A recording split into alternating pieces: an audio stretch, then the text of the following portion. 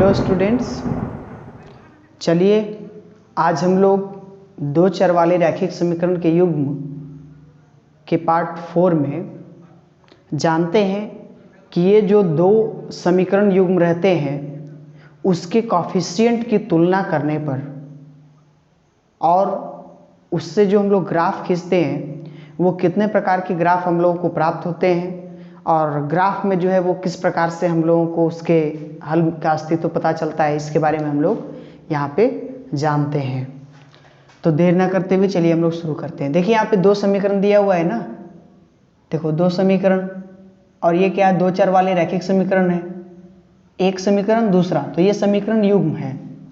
अब इन दोनों समीकरण युग्म का जो कॉफिशिएंट है, जो इसका गुणांक है, उसको हम लोग क्या करेंगे, यहाँ पे तुलना करके देखेंगे और तुलना करने से क्या आएगा उसका हम लोग पता करते हैं। जैसे देखो यहाँ पे तुलना करते हैं ना, a1 बटे a2 अगर बराबर नहीं आया b1 बटे b2 के, तो हम लोग कहेंगे कि यहाँ जो इसका ग्राफीय निरूपण होगा, जब ये दोनों समीकरण का ग्राफीय निरूपण किया जाएगा तो ये दोनों रेखाएं एक दूसरे को प्रतिच्छेद करेंगी।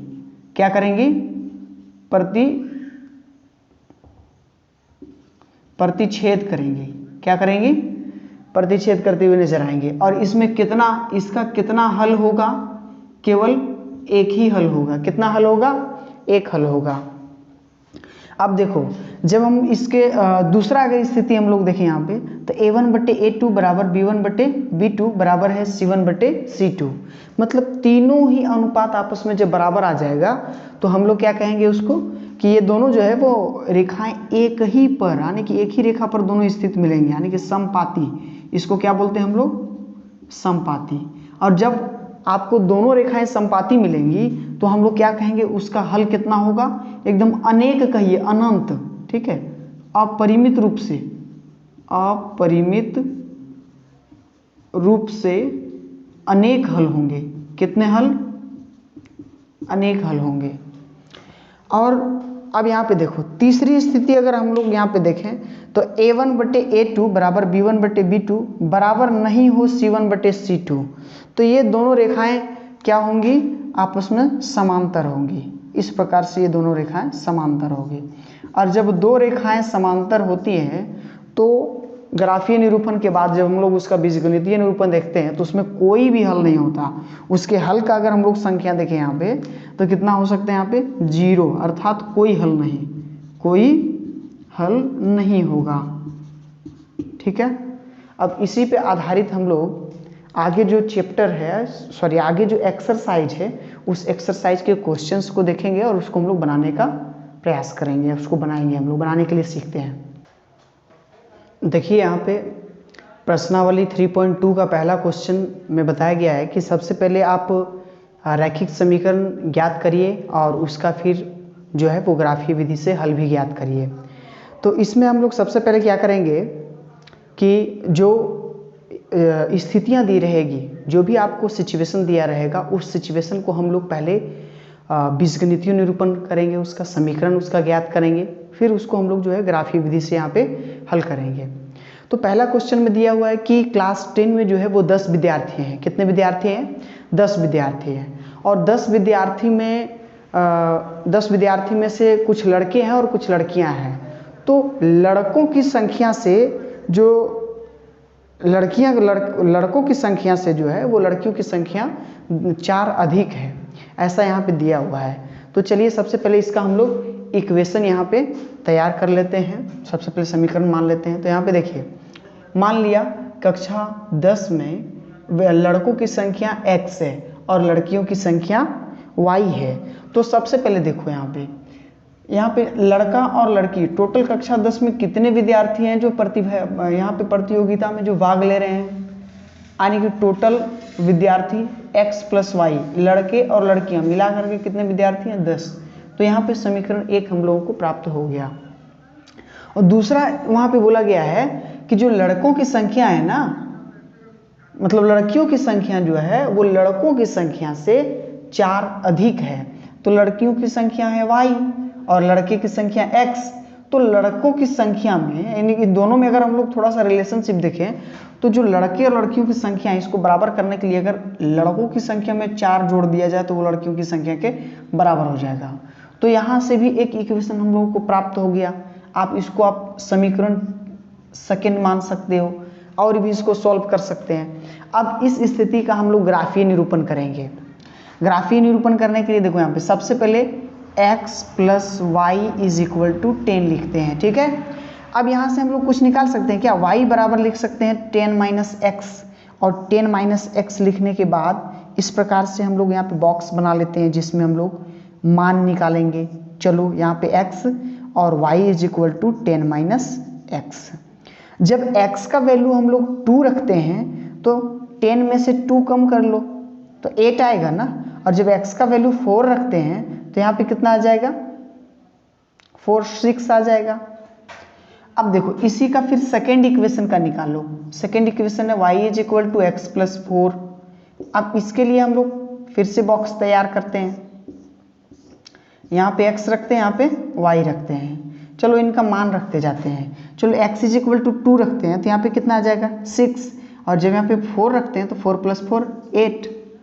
अब इसका हम लोग को क्या करना है, ग्राफीय निरूपण करना है, और वहाँ से हम लोग को हल प्राप्त हो जाएगा। अब देखो सभी मान प्लस में है, इस वजह से हम लोग इसको इस तरह से लेंगे, ठीक है। देखो यहाँ से हम लोग लेते हैं, थोड़ा छोटा छोटा लेते हैं तो स्पेस बच जाएगा। 1 2 3 4 5 6। इस तरह से लेने के बाद हम लोगों को पॉइंट्स ढूंढने होते हैं। तो सबसे पहले इक्वेशन 1 का हम लोग ढूंढते हैं। तो 2 और 8 को ढूंढिए। x में 2 y में 8, x में 2 और y में 1 2, यानी कि इस जगह पे हम लोगों को यहाँ पे मिलेगा कितना 2 और 8। और सेकेंड पॉइंट है 4 और 6, x में 4 y में 6, 1 2 3 4, मतलब इस जगह में आप आ जाइए। देखो यहाँ पे अब इस तरह से आप लोग इसको खींचेंगे, ठीक है। थोड़ा सा ग्राफ में यहाँ पे गड़बड़ी हो सकता है क्योंकि बोर्ड पे एग्जैक्ट पॉइंट पता नहीं चलता। आप ग्राफ कॉपी में इसको बनाएंगे, वहाँ से आपका अच्छा बनेगा। अब देखिए y is equal to x plus 4 का हम लोग ढूंढते हैं। तो यहाँ पे 2 4, सबसे पहले 2 और 6 को ढूंढो, सॉरी 2 6 ये पॉइंट है, कितना ये 2 और 6 है। नेक्स्ट पॉइंट है 4 और 8 का, 4 और 8 यहाँ पे देखो ये है 4 और 8 का। अब इस थ्रू से आपको ऐसे करके ग्राफ खींच देने हैं। अब देखो ये पॉइंट जो है वो किस जगह पे कट रहा है वही इसका आंसर हो जाएगा।